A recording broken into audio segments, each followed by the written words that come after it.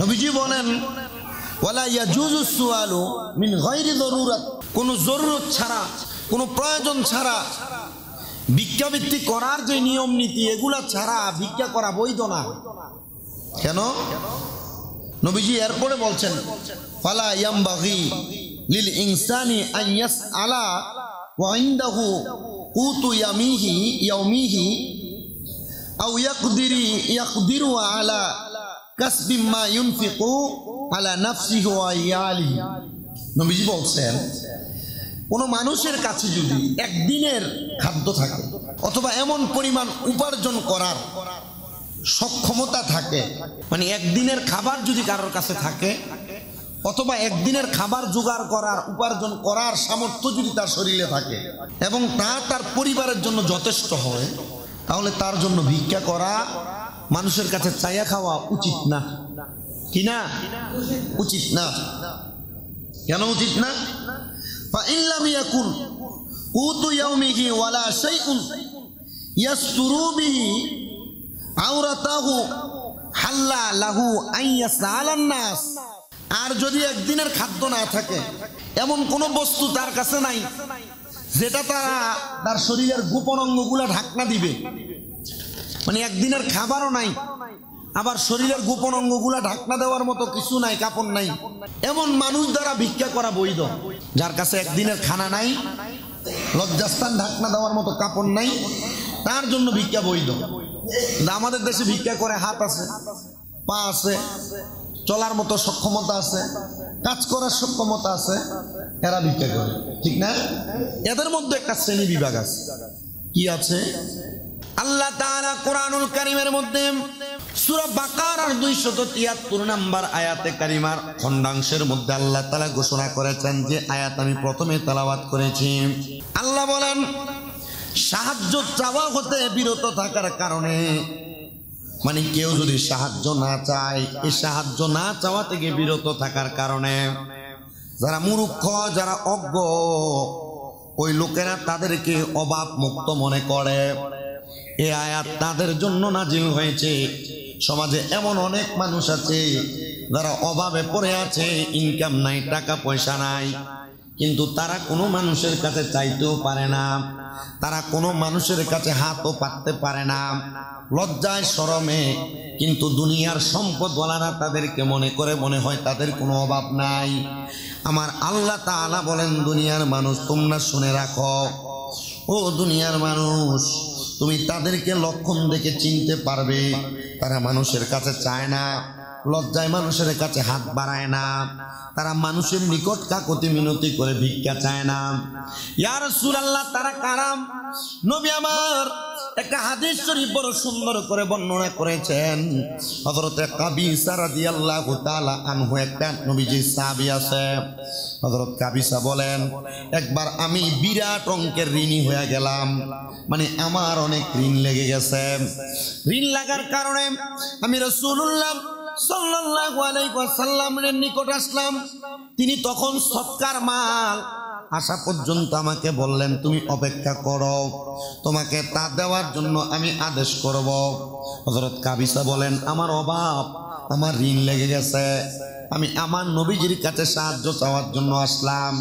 ইয়া রাসূলুল্লাহ, ইয়া হাবিবাল্লাহ, আপনি আমাদেরকে একটু সাহায্য করেন, আমি বড় ঋণগ্রস্ত। আমার নবীজি তখন ওই সাহাবীকে বললেন, ও সাহাবী হযরত কাবিসা, সৎকার মাল আসা পর্যন্ত তুমি অপেক্ষা করো, তুমি ভিক্ষাবৃত্তি করো না, তোমাকে তা থেকে দেওয়ার আদেশ করব। বর্ণনাকারী বলেন, অতঃপর আমার নবী বললেন, হে কাবিসা, নিশ্চয় 3 ধরনের ব্যক্তি ব্যতীত সাহায্য চাওয়া বৈধ না, মানে 3 ধরনের ব্যক্তি সাহায্য চাইতে পারে, এছাড়া অন্য কোনো ব্যক্তি সাহায্য চাইতে পারবে না। হযরতে কাবিসা আল্লাহর হাবিব সাল্লাল্লাহু আলাইহি ওয়াসাল্লাম নবীর কাছে প্রশ্ন করলেন, ইয়া রাসূলুল্লাহ, ইয়া হাবিবাল্লাহ, আপনার কাছে জানতে চাই কোন 3 ধরনের ব্যক্তি মানুষের কাছে চাইতে পারবে সাহায্য। আমার নবী বলেন, 1 নাম্বার, যেই ব্যক্তি ঋণের মধ্যে পড়ে গেছে, যেই ব্যক্তি মানুষের কাছে পাওনা দেওনা বেড়ে গেছে, সেই ব্যক্তি ঋণ পরিশোধ হওয়ার আগ পর্যন্ত মানুষের কাছে চাইতে পারবে। যখন মানুষের কাছে চাইছে সে তার ঋণ পরিশোধ করে ফেলবে, এরপর আর সে মানুষের কাছে ভিক্ষাবৃত্তি করবে না, সাহায্য চাইবে না। আমার নবী বলেন 2 নাম্বার, যে ব্যক্তি প্রাকৃতিক দুর্যোগের মধ্যে পতিত হয়েছে এবং তার সব সম্পদ ধ্বংস হয়ে গেছে। এমন অনেক মানুষ যারা প্রাকৃতিক দুর্যোগ, নদী ভাঙ্গনের মাধ্যমে ঘর চলে যায়, নদী ভাঙ্গনের মাধ্যমে তার জায়গা জমি চলে যায়, নদী ভাঙ্গনের মাধ্যমে ঝড় তুফানের মাধ্যমে তার ঘর বাড়ি ফসল ফলাদি নষ্ট হয়ে যায়। এমন কোন ব্যক্তি আল্লাহ তাআলার বান্দাদের কাছে সাহায্য চাইতে পারবে, তার জন্য সাহায্য চাওয়া ততক্ষণ পর্যন্ত বৈধ। সাহায্যের মাধ্যমে সে যদি তার বাড়িঘর ঠিক করতে পারে, তার পূর্বের ক্ষতিপূরণ শেষ করতে পারে, এরপর থেকে আর সে কারোর কাছে কোনো সাহায্য চাইবে না। 3 নাম্বার, যেই ব্যক্তি এমন অভাবগ্রস্ত হয়ে গেছে, তার গোত্রের জ্ঞান বুদ্ধি সম্পূর্ণ 3 জন ব্যক্তি বলছে হ্যাঁ সে অভাবী। গোত্রের মানে তার পরিবারের, তার এলাকার 3 জন মানুষ সাক্ষী দিছে এই লোকটা বড় অভাবী, তারা সাহায্য করা যায়। এই লোকটা বড় ঋণগ্রস্ত, তারা সাহায্য করা যায়। এই লোকটা খাইতে পারে না, চলতে পারে না, তারা সাহায্য করা যায়। নবী বলেন এই ব্যক্তি মানুষের কাছে সাহায্য চাইতে পারবে। তার মানে বুঝলাম আমরা ভিক্ষা করা এটা বৈধ জিনিস না, তবে 3 প্রকারের ব্যক্তি মানুষের কাছে চাইতে পারবে। 1 নাম্বার হলো সেই ব্যক্তি যে ঋণের বোঝা কাঁধের মধ্যে আছে, ঋণ পরিশোধ করার আগ পর্যন্ত ভিক্ষা করতে পারবে, চাইতে পারবে। 2 নাম্বার, যে ব্যক্তি প্রাকৃতিক দুর্যোগের মাধ্যমে ঝড় তুফানে বাড়িঘর নষ্ট হয়েছে, সেই ব্যক্তি মানুষের কাছে চাইতে পারবে। আর 3 নাম্বার, অভাবগ্রস্ত ব্যক্তি, তার এলাকার মানুষ সাক্ষী দেয় হ্যাঁ সে অভাবী, তাকে সাহায্য করা যাবে। এবার আপনাদের সবার কাছে আপনারা এমন কোন ব্যক্তি যদি আপনাদের কাছে এসে হাত বাড়ায়, তাকে 1 টাকা পারেন আর 100 টাকা 1000 টাকা পারেন, আপনি তাকে একটু বেশি বেশি করে সাহায্য করবেন। কিন্তু এমন অনেক ভিক্ষুক হাত পা আছে, সব আছে, চলার মতো কামাই করার মতো ক্ষমতা, এদেরকে সাহায্য করা থেকে একটু সাবধান, জিজ্ঞাসা করে একটু তথ্য তালাশ করে তারপর সাহায্য করবেন। এবার আমার নবী রাহমাতুল লিল আলামিন নবী এই ভিক্ষাবৃত্তির ব্যাপারে আরো কয়েকটা হাদিসে মুবারাকা বর্ণনা করেছেন। আপনি চিন্তা করে দেখেন ইসলামের মধ্যে কোন কোন বিষয়গুলো নবীজি তুলে ধরেছেন। এই বিষয়গুলো আমরা অনেকে জানি, অনেকে জানি না। রাহমাতুন নবী আমার ঘোষণা করতেছেন, عن أبي هريرة عن النبي صلى الله عليه وسلم قال ليس الغنى عن كثرة الأعراض ولكن الغنى غنى النفس। নবী আমার বলতেছেন ধনী ব্যক্তির ধন বেশি থাকা তাকে ধনী বলে না। মানে যার অধিক পরিমাণ ধন আছে, বাড়ি আছে, গাড়ি আছে, টাকা পয়সা আছে, আমার নবী কয় তাকে ধনী বলে না। ইয়া রাসূলুল্লাহ কাকে ধনী বলে? আমার নবী বলে ওয়ালাকিন্নাল গিনা গিনান নাফসি, যে ব্যক্তি অন্তরের দিক থেকে ধনী তাকে সবচাইতে বেশি ধনী বলে। দেখবেন অনেক পয়সাওয়ালা, টাকাওয়ালা, সম্পদওয়ালা, কিন্তু ফকির গেলে ভিক্ষা দেয় না, গরিব মানুষকে সাহায্য করে না। এজন্য আমার নবী কয় অধিক পরিমাণ ধনের মালিকেরা ধনী না, ধনী না। যারা মনের দিক থেকে ধনী, আমার আল্লাহ নবী তাদেরকে ধনী বলছে। জোরে জোরে বলেন সুবহানাল্লাহ। এবার আমার নবী আরেকটা হাদিস বলেন, ওয়াল্লাযী নাফসি বিয়াদিহি লাআন্না ইয়াখুযা আহাদুকুম হাবলাহু ফায়াহতাতিবা আলা যহরিহি খায়রুল লাহু মিন আন ইয়াতিয়া রাজুলান ফায়াসআলাহু আতাহু আও মানা।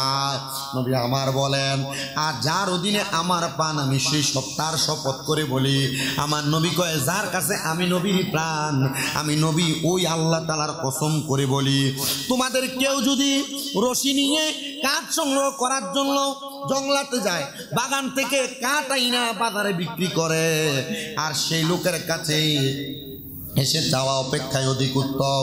মানে কেউ যদি দড়ি নিয়ে জঙ্গলার মধ্যে যে 1 লাখটি টোকা বিক্রি করে তার সংসার চালায়, এই ব্যক্তি তার চাইতে উত্তম যে ভিক্ষা করে করে খায়। তার মানে বোঝা যায় তারা ভিক্ষুক, তাদের কোনো দাম নাই, তাদের কোনো সম্মান নাই, তাদের কোনো ইসলামের মধ্যে ইজ্জত নাই। কারণ কি? কারণ যেই ব্যক্তির শরীরে হাত পা সব আছে, চলার মতো সক্ষমতা আছে, তার শরীরে বিন্দু পরিমাণ শক্তি থাকার পূর্ব মুহূর্তে সে যদি একটা ছুরি নিয়ে জঙ্গলাতে যাইয়া কাঠ কাইটা বাজারে বিক্রি করে তার সংসার চালায়। আল্লাহর নবী কয় ভিক্ষুকের চাইতে ওই লাকড়ি টোকাইনা ব্যক্তির সম্মান এবং দাম বড় বেশি। জবান খুলে জোরে বলেন সুবহানাল্লাহ। আল্লাহর নবীর আরেকটা হাদিস, হযরত উবাইদুল্লাহ قال اخبرني رجلان انهما اتيا النبي صلى الله عليه وسلم في حجة الوداع وهو يقسم الصدقة فسأله منها فرفع فينا البصر وخفضه فرأنا جلدين فقال إن شئتما أعطيتكما ولا خز فيها لغني ولا لقوي মুক্তাসিব। আল্লাহর নবীজি পরবর্তী হাদিসে বলেন, নবীজি সুসংবাদ দিচ্ছেন, দুই ব্যক্তি আমাকে সংবাদ দেন, তারা বিদায় হজের সময় রাসূলুল্লাহ সাল্লাল্লাহু আলাইহি ওয়াসাল্লামের নিকট উপস্থিত হয়েছেন। তখন আমার নবী যাকাত বিতরণ করতেছে। কি বিতরণ করে? দুই ব্যক্তি আমার নবীর সামনে উপস্থিত, তখন তারা যাকাত বিতরণ করতেছেন। তারা নবীজির নিকট কিছু চাইলেন, ইয়া রাসূলুল্লাহ আমাদেরকে কিছু দেন।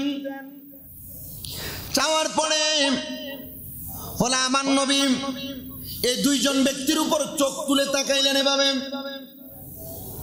চোখ তুলে তাকানোর সাথে সাথে আমার নবী আবার নবীজির চোখ মুবারক নামায় ফেললেন। আমার নবীজি দেখলেন এই লোকগুলা বড় স্বাস্থ্যবান, মানে শরীরে সব ঠিক আছে। নবী তাদের দিকে তাকায়া নবী আমার বললেন, ফাকালা ইনশিতুমা আতাইতুকুমা ওয়ালা হাদ্দা ফিহা লিগানিয়্যিন ওয়ালা লিকাউইয়্যিন মুক্তাসিব। নবী আমার বলেন, তোমাদের স্বাস্থ্য ঠিক আছে, তোমরা চাইলে আমি তোমাদেরকে দিব, কিন্তু এতে কোনো ধনী ব্যক্তি এবং কর্মক্ষম ব্যক্তির অংশ নাই। একটু যাচাই করেন হাদিসটা মনোযোগের সাথে। নবীজি যাকাতের মাল বন্টন করতেছেন বিদায় হজের ভাষণের সময়। দুইজন ব্যক্তি নবীর কাছে সাহায্য চাইলেন। নবী তাদের দিকে তাকায় দেখলেন এরা বড় স্বাস্থ্যবান। আমার নবী বললেন, তোমরা চাইলে আমি তোমাদেরকে এখান থেকে দিব, কিন্তু যে মালগুলা বিতরণ হইতেছে এই মালগুলার ভিতরে কোনো ধনী ব্যক্তির কোনো অধিকার নাই, কোনো স্বাস্থ্যবান সুস্বাস্থ্যওয়ালা ব্যক্তির অধিকার নাই। এগুলা আমাদের সমাজে বেশি বেশি হয়। এগুলা ইউনিয়ন পরিষদ বলেন, মেম্বার বলেন, চেয়ারম্যান বলেন, এদের কাছে বেশি বেশি হয়। টিসিবির মালামাল যেখানে বিতরণ হয় এখানে বেশি হয়। এলাকার গরিবরা 10 টাকা কেজি চাউল নিতে যাবে, গরিবরা পায় না। ধনী ব্যক্তিরা এই 10 টাকা কেজির চাউল বস্তায় বস্তায় নিয়ে বাড়িতে ঢুকায়। কি এই উচিত কথাগুলা বলা বন্ধ সমাজে। এরা কাদের হক খাচ্ছে, কোন গরিবের হক খাচ্ছে, কাদের সম্পদ হরণ করছে এরা জানে না। আল্লাহর নবী হাদিসে মুবারাকার মধ্যে বলেছেন এদের টিসিবির মাল খায়। আচ্ছা, এরা কি যারা কর্মক্ষম, যাদের কামাই করার ভালো টাকা দিয়ে কিনা খাওয়ার সক্ষমতা আছে, টিসিবির মাল কি তারা লাগা? কিন্তু টিসিবির মাল আপনি দেখেন সুন্দর ফ্যান শার্ট পরি না বেটা দেয় লাইনে ধরে কিনে। এগুলা গরিবের সম্পদ, সরকারের পক্ষ থেকে কিছু দেয় আর মানুষ অল্প কিছু দিয়ে সেটা বিনিময় নাই। কারণ বাঙালি না, সস্তা দিলে সব লয়ে দেখি। এজন্য 10 টাকা 20 টাকা 50 টাকা দাম নির্ধারণ করে দিচ্ছেন যেন সিরিয়ালে ধরে নেওয়া লাগে। যারা নিম্নবিত্ত তারা চাইলেই নিতে পারবে। তো বেশি সম্পদওয়ালা কিপটা শ্রেণীর মানুষগুলার লজ্জা নিচে নেমে গেছে, এই জন্য তারা গরিবের হকের দিকে হাত বাড়ায়। 10 কেজি 20 কেজি চাল যদি গরিবের জন্য ইউনিয়ন পরিষদ অথবা কোনো জায়গার মধ্যে আসে, এগুলা পর্যন্ত হরণ করার চেষ্টা করে। সাবধান, সতর্ক। আমার যারা মুসল্লি আছেন আপনারা মনে রাখবেন, যদি কিনার মতো ক্ষমতা থাকে, বেশি টাকা দিয়ে কিনে খাওয়ার ক্ষমতা থাকে, তাহলে কখনো এমন টিসিবির মাল এবং গরিবের মালের দিকে হাত বাড়ায়েন না। বলে হুজুর কেন? কারণ এগুলা গরিবের সম্পদ। আপনি আমি পয়সাওয়ালা যদি আমাদের টাকা দিয়া টিসিবির মাল আর গরিবের মাল কিনা ফালাই, তাহলে গরিব কোথায় যাবে, কার কাছে যাবে? তখন গরিব দিশে খারাপ হইয়া চুরি চামারিতে লাগিয়া যায়। কি কথা বুঝতে পারছেন আপনারা? এজন্য আমাদেরকে সাবধান হতে হবে। গরিবের মালের প্রতি লোভ করা যাবে না। টিসিবির মাল বলেন আর আল্লাহর উস্তিয়া সরকারি মাল বলেন, কোনো কিছুতে লোভ করা যাবে। এবার আসেন আমার নবীজি পরবর্তী আরেকটা হাদিসে মুবারাকা বলেন, যে হাদিসটা মুসনাদে আহমদের 2027,25 নম্বর হাদিস, আবু দাউদ শরীফের 230 নম্বর পৃষ্ঠার 1629 নম্বর হাদিসের অর্ধেক অংশ। নবী আমার বলতেছেন, যে ব্যক্তি ভিক্ষা করেন অথচ তার নিকট এ পরিমাণ সম্পদ আছে যা তাকে ভিক্ষা করা থেকে বিরত রাখে। আমরা এলাকার এক ফকির মারা গেছে, বেডি ভিক্ষা করত। বেডি মারা যাওয়ার পরে বেডির কাঁথার তলে, খেতার তলে, বেডির চাউলের দামের তলে, বেডির ঘরের বাঁশের যে কুড়া কাইটা টাকা বাহির করছে 3.5 লাখ টাকা। 3.5 লাখ টাকা যার কাছে আছে ভিক্ষা করা লাগে, চাইলে 3.5 লাখ লাগে। 50,000 টাকা দিয়া পানের ব্যবসা করলে বালতু বাজার হের দৈনিক কি এবার ভালো এছাড়াই 800-900 টাকা কামাইত না। এজন্য নবী বলেন, যেই ব্যক্তি ভিক্ষা করে অথচ তার নিকট এই পরিমাণ সম্পদ আছে, সে ভিক্ষা থেকে বিরত থাকতে পারে। তার এ কাজ কেবল আগুনের কয়লা বৃদ্ধি করে। কি বৃদ্ধি করে? নবীজি এই কথা কেন বললেন? আগুনের কয়লা বৃদ্ধি করে ভিক্ষা করলেন। তারা জিজ্ঞাসা করলো, হে আল্লাহর রাসূল, কি পরিমাণ সম্পদ ভিক্ষা হতে বিরত রাখে? তিনি বলেন, সকাল এবং বিকালের খাওয়ার জন্য যথেষ্ট পরিমাণ খাদ্য যার কাছে আছে, আমার নবী কয় সে যেন ভিক্ষা না করে। মানে সকালবেলা, দুপুরবেলা, বিকালবেলা 3 বেলা খানার মতো খানা তার কাছে আছে। নবী কয় সে যেন কারোর কাছে ভিক্ষা না করে।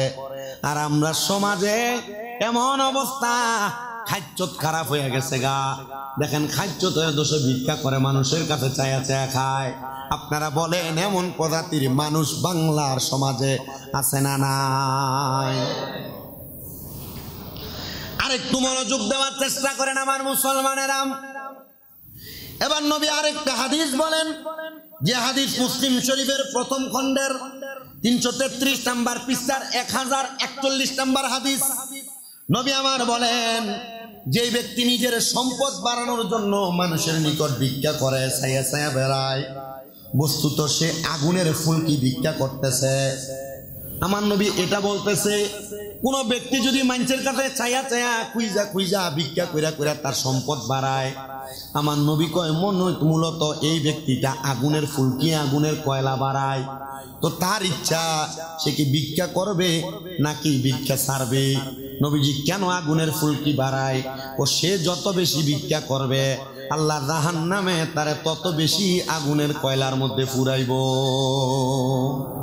নাউজুবিল্লাহ নাই জোরে? এজন্য ছাইয়া খাওয়া বন্ধ করেন। আর আপনারা যারা সম্পদওয়ালা আছেন, যে ব্যক্তি ছাইয়া খাইতে পারে না তার উপর নজর দেন, আর নচেত তার মতো আপনার অবস্থা হবে। নবীজি পরবর্তী হাদিসে মুবারাকা বলেন, যে ব্যক্তি সব সময় মানুষের কাছে চেয়ে থাকে সে কিয়ামতের দিন এভাবে উপস্থিত হবে। মানে যে ব্যক্তি সব সময় মানুষের কাছে ছায়া ছায়া খায়, নবী কয় ওই ব্যক্তি কিয়ামতের ময়দানে এমন ভাবে উঠবে, তার পুরা শরীর ঠিক থাকবে কিন্তু তার চেহারার মধ্যে কোনো গোশত থাকবে না। সাধনে বইয়া বইয়া উমুক আইলে বাতিজা একটা চা অর্ডার দে, কাকা একটা ঠান্ডা লো, ছায়া খাওয়ান সোজা না। নবী বলে, যে ব্যক্তি সবসময় ছায়া ছায়া খায় এই ব্যক্তি কাল কিয়ামতের ময়দানে এভাবে উঠবে যার চেহারার মধ্যে কোনো গোশত থাকবে না। আচ্ছা চিন্তা করে দেখেন কঙ্কালের দিকে চাইলে কেমন লাগে। আর যদি পুরাটা শরীরে গোশত আর মাথাটা কঙ্কালের মতো, আপনারা হাসরের ময়দানবাসী দেখা দূর দূর করে তাদের থেকে তাড়াইয়া দিবে। একটু শর্টকাট হাদিসে মুবারাকা বলে শেষ করি। নবী বলে, যেই ব্যক্তি আমাকে নিশ্চয়তা দিবে সে অন্যের কাছে কিছু চাইবে না, ভিক্ষাবৃত্তি করবে না, আমার নবী কয় আমি তার জান্নাতের জিম্মাদার হয়ে যাব। নবীজি সাহাবী হযরতে সাওবান রাদিয়াল্লাহু বলেন, আমি নবীজির মুখ মুবারক, জবান মুবারক এই কথা শোনার পর আমি আর কারোর কাছে কোনো কিছু চাই নাই। মানে নবীজি যেই দিন বলছে কেউ যদি আমি নবীর ওয়াদা দেয় সে কারোর কাছে কোনো কিছু চাইবে না, ভিক্ষা করবে না, আমি নবী তার জান্নাতের জিম্মাদারিত্ব নিব, মানে তার জান্নাতে নিয়ে যাব। হযরত সাওবান রাদিয়াল্লাহু রাদিয়াল্লাহু তাআলা আনহু বলে, আমি নবীর কাছে ওয়াদা করলাম নবী আর কোনোদিন কারোর কাছে কোনো কিছু চাইবো না। তার মানে বোঝা যায় নবী কইছে চাইও না, সাওবান রাদিয়াল্লাহু তাআলা আনহু কয় আমি চাই নাই। তার মানে আপনারা বলেন ওই সাওবান কি জান্নাতি না জাহান্নামী? নবী কইছে চাইও না, সাওবানও চায় নাই, তাহলে সে জান্নাতি। নবীজি আরেকটা হাদিসে মুবারাকা বলেন, উপরের হাত নিচের হাতের অপেক্ষায় বড় উত্তম। উপরের হাত নিচের হাতের থেকে যে খুঁজে তার হাত কেমনে থাকে নিচে, আর যে দেয় তার হাত উপরে। নবী কয় উপরের হাত নিচের হাতের থেকে উত্তম। আপনি উত্তম থাকার জন্য সব সময় উপরের হাত রাখবেন, মানে দিবেন, দিতে থাকবেন। যারা চায়া চায়া নিবে তাদের থেকে আপনি উত্তম থাকবেন, আর আপনি যত দিবেন আল্লাহ আপনারে তত দিবে। আর সে যত চাইবে আল্লাহর জাহান্নামে তার লাগা তত আগুনের কয়লা বানায় রাখবো। জোরে জোরে কন্যা নাউজুবিল্লাহ। আমার মুসলমান ইমানদারেরা, আল্লাহর নবীজি এই কথা শুধু বলেন নাই, আপনি যে উপরে হাত দিয়া মানুষের দিবেন, দান করবেন, সদকা করবেন, মানুষকে ভিক্ষা দিবেন। নবী কয় তোমরা প্রথমে তাদেরকে দিবে যাদের ভরণ পোষণের দায়িত্ব তুমি বহন করো, নিজের পরিবার আগে কারা দিবেন? নিজের পরিবার। এরপর প্রয়োজনের অতিরিক্ত সম্পদ হতে তোমরা দান করো। যে ব্যক্তি ভিক্ষা করে, ভিক্ষা করা থেকে পবিত্র থাকতে চাই, আল্লাহ তারে পবিত্র রাখে। তার মানে বোঝা যায় ভিক্ষা করা পবিত্র কাজ না, ভিক্ষা করা একটা অপবিত্র কাজ। নবী কয় যে ব্যক্তি ভিক্ষা করা থেকে পবিত্র থাকতে চায় আমার আল্লাহ তাদেরকে পবিত্র রেখে দেয়। শুধু তাই নয়, আল্লাহর নবী বলেন যে ব্যক্তি পরমুখাপেক্ষিতা হতে বেঁচে থাকতে চায় আল্লাহ তারা স্বাবলম্বী বানায় দেয়। মানে কেউ যদি ছায়া না খায়, নিজে কর্ম করে, আল্লাহ তারা অপেক্ষাকৃত সময়ের মধ্যে তারা স্বাবলম্বী বানায় দেয়। আপনারা চায়া খায়েন না, অভ্যাস যদি থাকে মানুষের কাছ থেকে নেওয়া, ভিক্ষা করা, এমন যদি হয় আল্লাহ তারা এমন ভিক্ষার মধ্যে রাখে। আর কেউ যদি ছায়া না খায়, কেউ যদি কর্মকাণ্ড করে, আল্লাহ তারা অল্প সময় আর দেরি সময় এর মধ্যে তারা স্বাবলম্বী বানায় দেয়। কোন সুবহানাল্লাহ। নবীজি এরপর আরেকটা হাদিসে মুবারাকা বলেন, ও দুনিয়ার মানুষ, দুনিয়ার জমিনের মধ্যে তোমরা কারোর কাছে চাইও না, কেউ যদি চায় তাকে ফিরিয়ে দিও না। ইয়া রাসূলুল্লাহ, আপনি বললেন চাইও না, আবার কেউ চাইলে তাকে ফিরিয়ে দিও না, মানিটা কি বলেন না? নবী কয় চাওয়া বড় নিন্দনীয় কাজ, আর চাওয়ার পর কাউকে ফিরিয়ে দেওয়া এটাও নিন্দনীয় কাজ। আর দেওয়ার আগে একটু জাস্টিফাই করে দিবেন।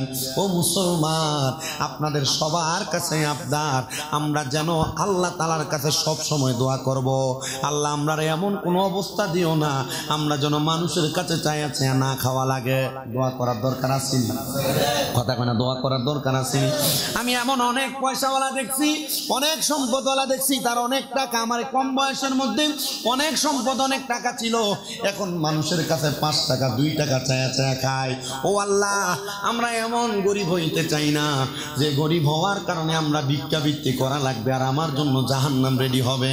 আল্লাহ আমাদেরকে এমন পরিমাণ সম্পদের মালিক বানান যে সম্পদ দিয়া আমরা মানুষকে দান করতে পারবো, আমরা মানুষকে সদকা করতে পারবো, আমরা মানুষকে সহযোগিতা করতে পারবো। মুসলমান এই ব্যাপারে বড় সতর্ক থাকবেন, চাওয়া ভিক্ষাবৃত্তি করা থেকে বিরত থাকবেন। দেখবেন আমার আল্লাহ তাআলা আপনাকে স্বাবলম্বী ধনী বানিয়ে দিবে, আমার আল্লাহ তাআলা আপনাকে ধনী বানিয়ে দিবে। আমি নিজেই তো এটার একটা উদাহরণ। আমার আব্বা তো দুনিয়ার কোনো ধনী মানুষও ছিল না, মাত্র কসাইগিরি করে আমার পড়ালেখা করাইছেন। কিন্তু আমি আল্লাহর দরবারে যদি সারা জীবন সেজদা দিয়া পড়ে থাকি, শুকরিয়া আদায় করা শেষ হবে না। আল্লাহ সুন্দর বাড়িতে রাখায়, সুন্দর গাড়ি চড়ায়, আল্লাহর দরবারে লাখ লাখ শুকরিয়া। ও আল্লাহ, আপনি আমার আব্বা আম্মার খাস দোয়ার বরকতে আপনি আমার দুনিয়াতে স্বাবলম্বী বানাইছেন। আব্বাজিরা, ও আমার মুসল্লি বাবারা, মুসল্লি যুবক ভাইয়েরা, আমার পর্দার অন্তরালের মা বোনেরা, এজন্য কারোর কাছে চাওয়ার আগে নিজের শরীরের শক্তিটা একটু পরীক্ষা করবেন। যদি সব ঠিক থাকে তাহলে আপনি দুনিয়াতে চাইয়েন না, কর্মকাণ্ড করেন, যে কোনো কাজের মধ্যে লাইগা যান। আজকে নয় কালকে, কালকে নয় পরশু, 10 দিন 10 বছর পরে হইল আল্লাহ তাআলা আমাদেরকে সম্পদওয়ালা বানাইতে পারে কি পারে না? এই মোহাব্বতের আওয়াজে বলেন না, পারে কি পারে না? আরেকটা বিষয় আপনাদেরকে একটু সতর্ক করে দেই, আমরা সবাই সুন্নি মুসলমান, সুন্নি মুসলমানদের উপরে বড় একটা ধরেন না ভূমিকম্পের মতো বড় একটা বিপদ আগমন করতেছে। কেমন বিপদ? সোনার বাংলাদেশের মধ্যে এখন মানুষ চলাফেরা করতেছে, কিন্তু স্বাভাবিকভাবে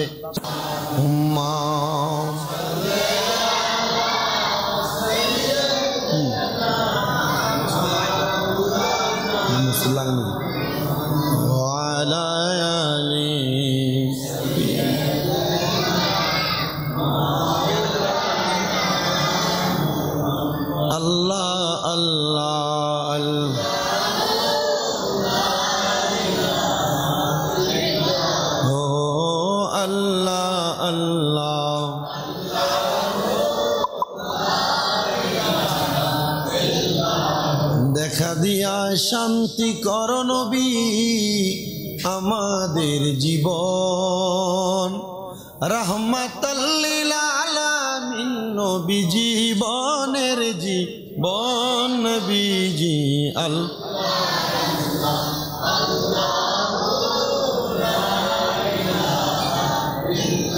রহমতে বরকত লইয়া নবীজি আসলেন এই ধরায়, আসুন সবাই দাঁড়াইয়া সাই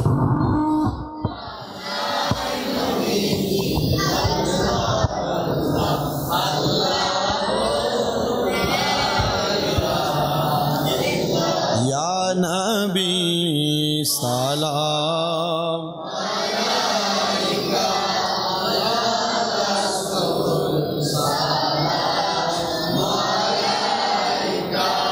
ইয়া হাবিব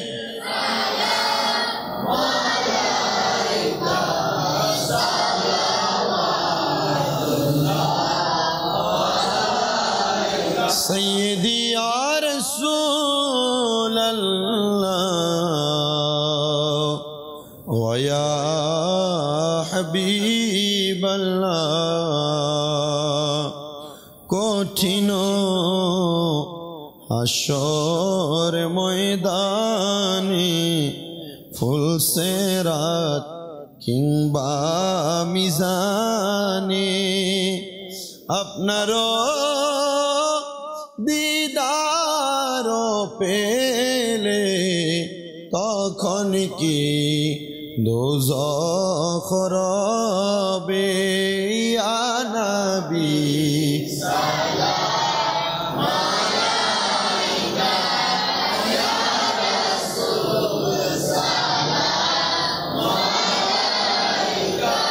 ইয়া হাবিব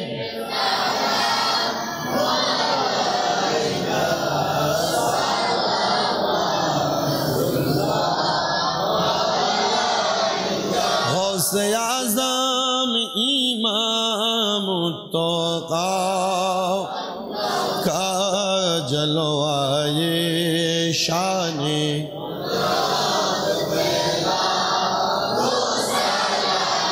मुस्तफा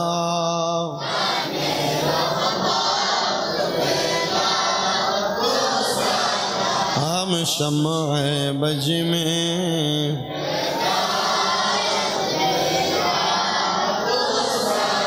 या पाके पंजातन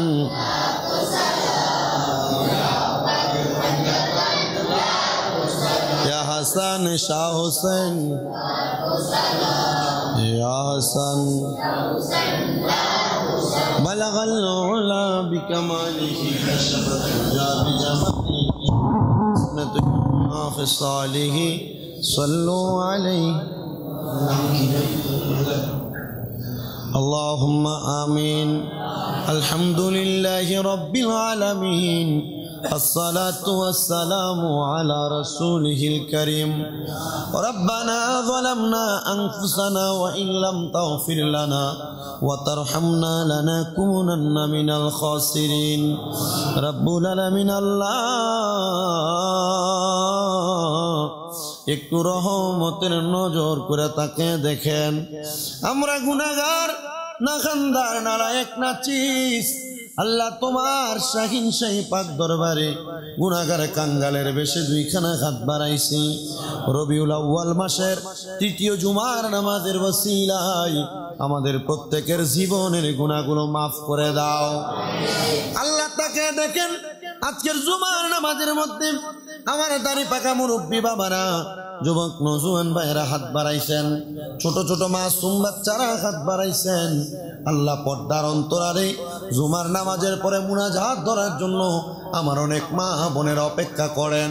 আল্লাহ আমার মা বোনদের হাতগুলো আপনার দরবারে কবুল মঞ্জুর করে নেন রব্বুল আলামিন। আল্লাহ ফরিয়াদ তোমার দরবারে গমনি, এখানে আমরা যারা হাত বাড়াইলাম অনেকে আছে যাদের জগতের মধ্যে মা নাই, অনেকে আছে আব্বা নাই, অনেকে আছে একবারে এতিম, মাও নাই বাবাও নাই, জনমের এতিম গো আল্লাহ। যাদের মা বাবা কবরে, আম্মা আব্বার কবর নাজাতের ফয়সালা করে দাও রব্বুল আলামিন। যাদের মা বাবা বেঁচে আছে হায়াতে তৈয়বা নসিব করে দাও ও আল্লাহ। রুহুল আমিন সাহেবের জন্য দোয়া চাওয়া হয়। আল্লাহ ওনার পরিবার বংশের মানুষ যারা আছে প্রত্যেকের খাস দোয়াগুলা কবুল মঞ্জুর করো। আমার ভাইজান ওনার আম্মা আব্বার জন্য দোয়ার ইন্তজাম করেছে, ওনার আম্মা আব্বারে কবুল মঞ্জুর করে নাও। এমন ভাবে যত মানুষ দোয়া চাই প্রত্যেকের অন্তরের খাস দোয়াগুলা কবুল মঞ্জুর করো। আমাদের জানা অজানা সকল রোগ থেকে আপনি শেফা দান করে দেন আল্লাহ। বিপদ আপদ বাড়া মুসিবত থেকে হেফাজত দান করেন। প্রত্যেকের ব্যবসা বাণিজ্য কাজ কর্মের মধ্যে বরকত তারাক্কি দান করেন। যারা পড়ালেখা করে বিদ্যা বুদ্ধি বাড়াইয়া দেন, মানে সম্মান ইজ্জতে জিন্দেগি নসিব করে দেন। আমার অনেক প্রবাসী ভাইরা বিদেশ থেকে দোয়া চাই আল্লাহ, প্রত্যেক প্রবাসীদের খাস দোয়াগুলা কবুল মঞ্জুর করে নেন। প্রবাসীদের কামাই রুজিতে বরকত দেন, প্রবাসীদের ব্যবসাতে বরকত দেন। প্রবাসীরা যেন বেশি করে রেমিটেন্স কামাই করে দেশের মুখ উজ্জ্বল করতে পারে সে তৌফিক দান করেন। লন্ডন প্রবাসে সুদূরে থাকে আমার একজন আম্মাজান খানম বেগম, আল্লাহ জটিল রোগে আক্রান্ত, কান্না করে করে দোয়া চাইছে আল্লাহ আমার আম্মাজানকে আপনি পরিপূর্ণ সুস্থতার নিয়ামত দান করেন। আমার আরেকজন আম্মাজান লন্ডনের ম্যানচেস্টারে আছেন মনোয়ারা খাতুন, ওনার পরিবারের মধ্যে যে মুসিবত আছে আল্লাহ আপনি মুসিবত থেকে উদ্ধারে দান করেন। ওনার সন্তানগুলারে আপনি কবুল মঞ্জুর করেন। ওনার আম্মাজান অসুস্থ অবস্থায় আছে পরিপূর্ণ সুস্থতার নিয়ামত দান করেন। এমন ভাবে দেশ বিদেশ থেকে কত মানুষ দোয়া চাই গো আল্লাহ, প্রত্যেকের দোয়াগুলা কবুল মঞ্জুর করে নেন। আরেকজন মহিলা আমেনা খাতুন, উনিও দোয়া চাইছে ওনার স্বামীর জন্য, আল্লাহ ওনার স্বামী কবরটারে নাজাতের ফয়সালা করে দেন আল্লাহ। মরণ দিবা দুঃখ নেই গো আল্লাহ, মরণের আগে বারবার মক্কা মদিনা তাওয়াফ জিয়ারত নসিব করায়ও। যতগুলা দরখাস্ত করলাম প্রত্যেকটা দরখাস্ত তোমার দরবারে কবুল মঞ্জুর করে নাও। যার নাম রেখেছ তুমি মুহাম্মদে রাসূল, সেই নামের উসিলায় দোয়া করো হে কবুল আল্লাহ, করো হে কবুল। সেই নামের উসিলায় দোয়া করো হে কবুল আল্লাহ, করো হে কবুল। আল্লাহ মরণের আগে নবীজির নূরানি চেহারা মুবারক দেখতে দেখতে আখিরি জবানে পড়ে দিয়েন মধুর কালেমা লা ইলাহা ইল্লাল্লাহু মুহাম্মাদুর রাসূলুল্লাহ সাল্লাল্লাহু আলাইহি ওয়াসাল্লাম।